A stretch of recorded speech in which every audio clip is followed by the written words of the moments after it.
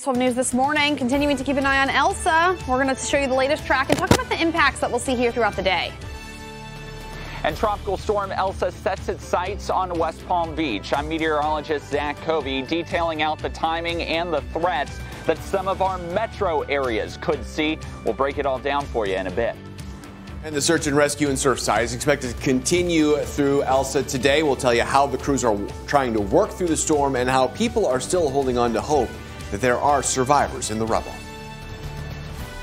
You're watching CBS 12 News this morning.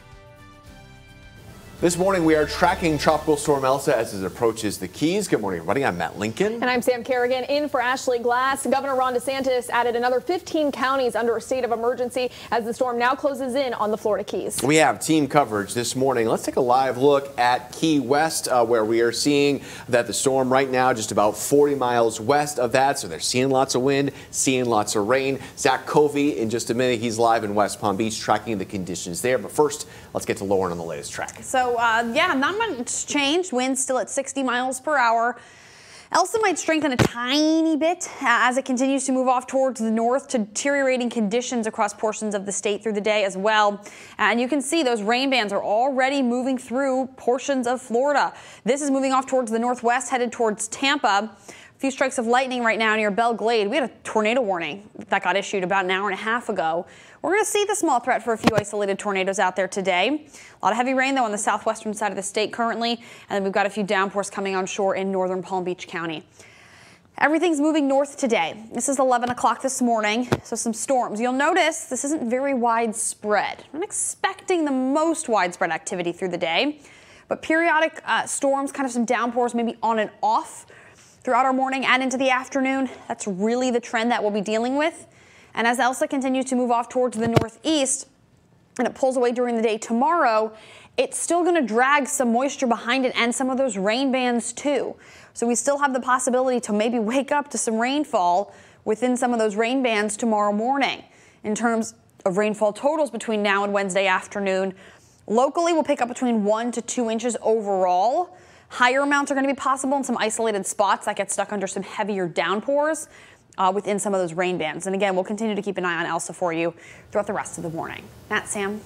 Well, Lauren, this morning the weather also impacting the search and rescue efforts in Surfside. Yeah, we know crews demolished the standing portion of the Champlain Tower South on Sunday night, partially due to the fact that the storm was coming. And we have live team coverage looking into new documents that show millions of dollars in repairs were put off for years at the collapsed condo. And also we're seeing reports of another building nearby that was forced residents to evacuate. But we start with Terry, where crews are bracing for any potential impacts from Tropical Storm Elsa as they enter their 13th day. Terry? You know, it's really hard to believe that there was another building, part of the Champlain Towers, just behind me just a couple of days ago. If you take a look, you can see there are cranes up. So that's where the remaining part of the building that did not collapse originally was. But because of this weather, because of what's been going on, they decided to bring this building down to make search and rescue efforts easier for the crews, but also for safety efforts, for safety reasons. It was dangerous. The building had shifted almost a foot, and you can only imagine what these search and rescue crews have really been through. There was a fire. They're dealing with that pancaked building, so a lot of debris to get through, and now they're dealing with this weather. We have a reprieve from the rain right now, but I mean, it's very windy out here, so you can only imagine for those big cranes out there how difficult it is and how precise they have to be to make sure they are moving these pieces very carefully because of all of the wind out here. And then you also have to think, if there's lightning, these crews have to stop. We heard from our meteorologist there was lightning in Surfside a couple of hours ago, so another potential, road blockage here to get this search and rescue done. So let's show you some video of really what these crews are battling. It was raining overnight. There was a squall line, a heavy squall line, and the crews nonstop still working so hard. They want to bring closure to these families, but they also are still hoping to find someone, anyone of these more than 100 people alive at this point. And the officials, they sound the same. They want and are hoping for the best here. the general assessment is it doesn't look good. I mean, I'm a husband and a dad, so there's kids and parents and grandparents of all ages in there. So how do you not? And how do you tell somebody to think or feel otherwise? It's just so emotional to think of the people still trapped underneath that rubble right now this morning. And, a lot of that optimism is starting to wane because we are on day 13 of this search and rescue at this point. Now, we know there are national organizations here. We also know the Red Cross is here, all trying to help the victims, the families of these victims, but also the people who have now been displaced because all of their possessions were in the building that went down overnight on Sunday. So a lot of work to do out here. But at the same time, you have to think that these families, these poor families of these victims still trapped in this rubble at this point, all they can do still, what they've been doing for the last 13 days, is watching and waiting. All right, Terry, thank you. And this morning we're learning about 2 more victims that Miami-Dade police have identified. 66-year-old Ingrid Ainsworth and 68-year-old Zvi Ainsworth. Their bodies were recovered yesterday. The couple had just celebrated the birth of a new grandchild just the day before the collapse. They both lived in Australia for 20 years before moving back to South Florida to be with their children. There are now a total of 28 confirmed deaths. 117 people are still missing. The number of people who are safe and accounted for stands at 191. And this morning, new documents show there was an urgent need for $15 million in repairs to the Champlain Towers South in the months leading up to its collapse. And just last year, in the fall and winter, residents were shown presentations of damage on the 40-year-old building. Kara Duffy joins us from the live desk now. She's been following this investigation for weeks. Kara, what exactly do these documents say?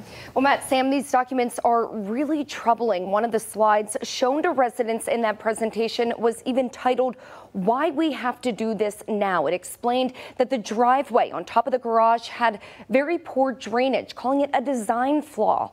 Another slide said that there is, quote, no waterproofing layer over the garage in the driveway or any other area except the pool deck and planters.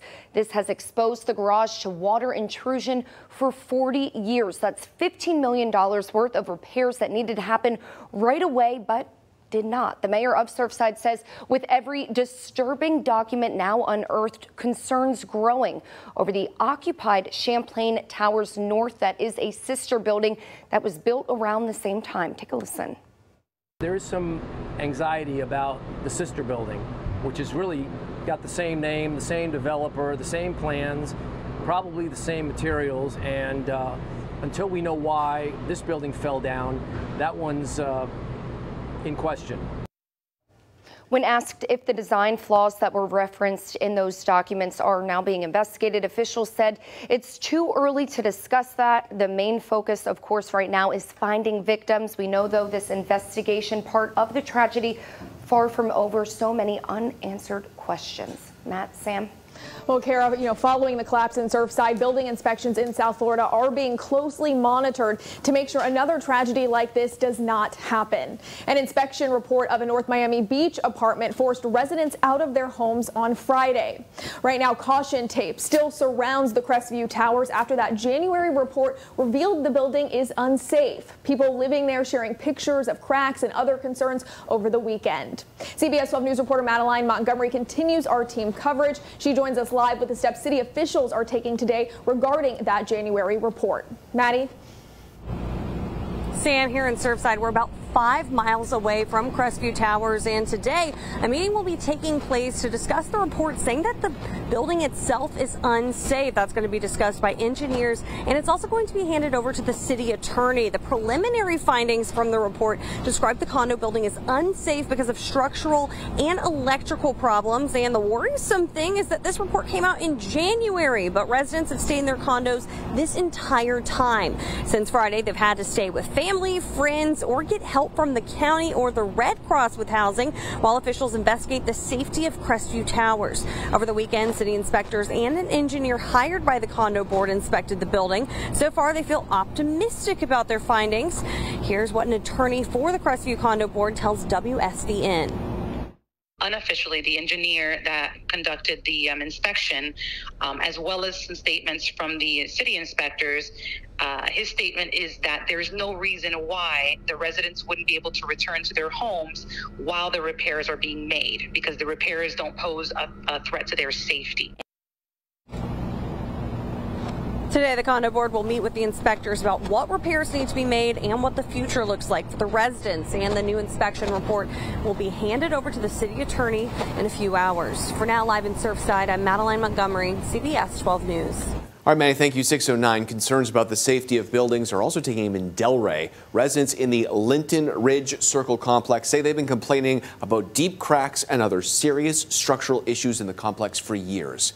In the next half hour, we're hearing from residents and looking at the city's code enforcement. If you want to help families affected by the condo collapse in Surfside, we have a complete list of resources for you on our website. Head to CBS12.com or download our free CBS 12 News app. Coming up next on CBS 12 News this morning, new details on the 4th of July celebration that turned deadly in Riviera Beach. We're hearing from the victim's son, taking a look at what happened moments after the fireworks accident. Plus, Florida is seeing the highest number of new COVID-19 infections in the nation. The group health experts say is showing the biggest increase in cases. It's coming up in just 10 minutes.